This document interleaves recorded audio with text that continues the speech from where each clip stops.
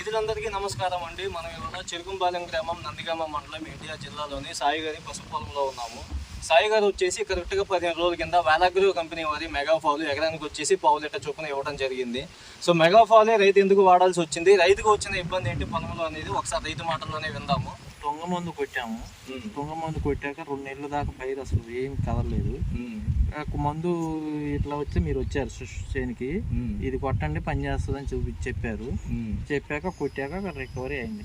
So కొట్టక ముందు కొట్టిన దానికి మీకు రికవరీ కనిపించి చాలా తేడా ఉంది. సో రైతులందరూ వాడవచ్చు ఖచ్చితంగా వేలాగ్రో మెగాఫాల్ వాడవచ్చు. చూసారు కదన్నా, రైతు మాటల్లోనే ఉన్నారు కదా. ఎకరానికి వచ్చేసి 1.5 లీటర్ చొప్పున మనకి గడ్డి మందు అవశేషాలు తగిలినా కానీ, లేకపోతే మొక్క వాతావరణం ఒత్తిడికి వెళ్ళిపోయి మొక్క మళ్ళీ గ్రోత్ కరెక్ట్గా రికవర్ అవ్వాలన్నా కానీ మెగాఫాల్ ఎకరానికి వచ్చేసి 1.5 లీటర్ చొప్పున వాడవచ్చు.